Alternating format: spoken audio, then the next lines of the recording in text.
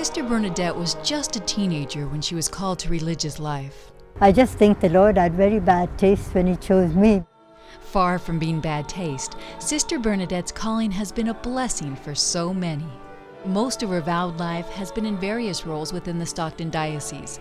Now that she's retired, she's a sacristan at Annunciation Cathedral. If this is retirement, I don't know what work is. She's here every day. She takes care of the sacristy. She visits the sick. She does whatever anybody needs done. Visiting the sick, taking communion to shut-ins is a big part of her life. She does it with a great deal of joy. If anybody's in the hospital, if anybody's stuck at home, if she finds out that anybody's in trouble, she charges off and does what she could. I'm very, very grateful, and I'm happy that at this age I can still do things. I can still drive. Whether it's chatting with the sick or just listening, Sister Bernadette knows the importance of her visits. I'm not a nurse, but I just like to be with the sick. I get more than I give because the people are so kind, the people are so supportive. I think I know that the Lord loves me through the people who are so appreciative. No, the Lord most definitely does not have bad taste.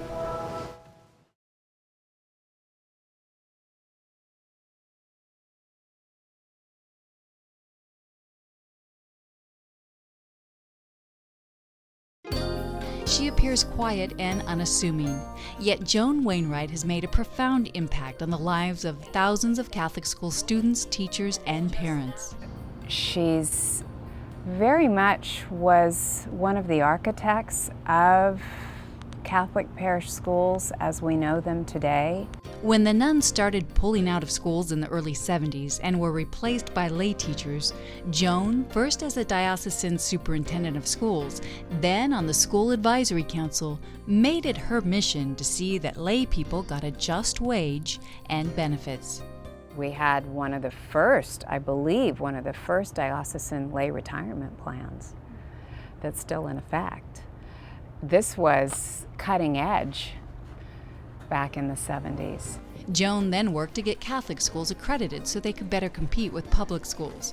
Keeping Catholic schools truly Catholic as opposed to simply private was another one of her goals.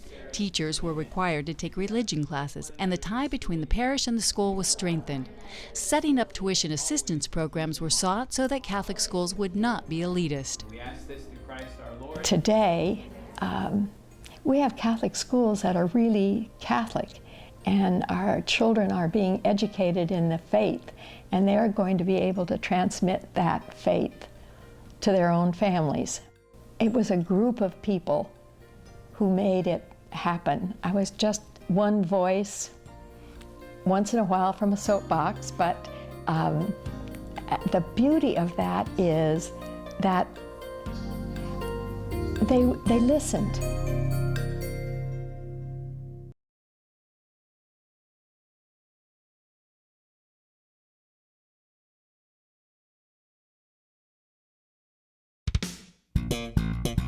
The automobile, fashions, and hairstyles are just some of the dramatic changes we've seen in the last 50 years. But the heart of this woman has remained the same. Carmen Huante's love of others and her church has been steadfast in a changing, evolving world. In fact, every Monday morning for the last 53 years, Carmen and her team of volunteers can be found right here at St. Mary of the Assumption, cleaning top to bottom for another week of masses. Since I was young, I've always done this, and I've done this from my heart without expecting anything back. Carmen moved to Stockton from Mexico in 1951 and immediately became involved in her new church. She founded the Guadalupe Society at St. Mary's, encouraging spiritual development and social ministry. She led clothing and blanket drives for farm workers. She formed a group to visit the sick and take the elderly to doctor's appointments, the grocery, and church. She's cooked countless meals and donated food to the needy. She gets involved in various festivities to raise money for the church.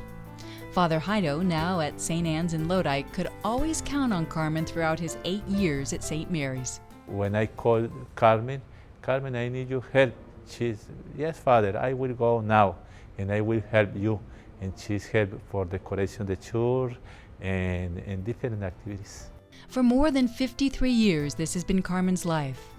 Where does she get the energy? God gives her the energy.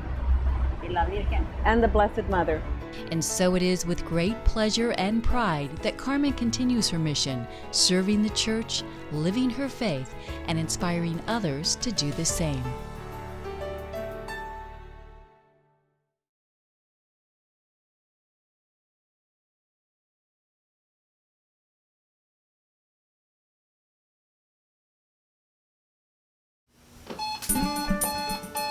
Seven days a week, the alarm goes off at 5:30 every morning. I sit on the board at St. Joe's Medical Center and also on their foundation board. And then the San Joaquin Partnership, the Business Council. I love what we're doing here with Mary Graham. No 2 days are ever alike. They just, the phone rings all the time, the phone's going. The fax machine is usually also spewing stuff that somebody's faxing, wants an answer for something, and it's not dull. It's 10% of the people who do most of the work all of the time, so that if you were going to put together a new committee, Bob and Janet would be the first people who would probably pop into your mind. Bob and Janet are the kind of people that I guess kind of exude a certain aura about themselves that don't be afraid to ask me, and you can be confident that we'll say yes. And say yes, they do. Their involvement and support of Presentation Church is another fine example of their generosity. Currently, Bob and Janet Kavanaugh's life is filled with numerous board meetings, fundraisers, and charitable organizations. They're proud to be part of the community and to be able to make a difference, like Bob has while on the board at Mary Graham Hall. I watched this shelter get built from scratch. Now, we didn't fund all of it, but we funded a lot of it, and we also browbeat and coerced and did a whole lot of other things to our Board of Supervisors. This is as good as any in the state, maybe any in the country. Janet's work on the board of St. Mary's Interfaith Dining Room is particularly near and dear to her. I could cry sometimes when I think about the dining room. I see about some of the people that we have come in down there, the clients. We have families that come in down there, and they live in their cars, waking up the next morning and not having a cup of coffee or not a shower. You can't brush your teeth, you can't do any of these things. And so these people that we try and help by trying to make their life a little easier. There's a need out there, that's all, and it's nice to be able to see what you are doing, the results. Both of them make this a better world and a better church.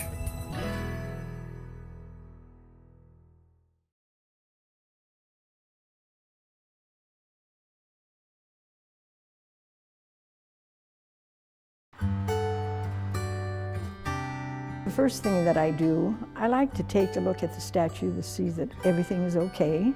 I say a little prayer, unlock the door, come in, turn on the lights, bring some flowers, go into the sacristy, and start setting things up, especially if there is going to be a Mass that day.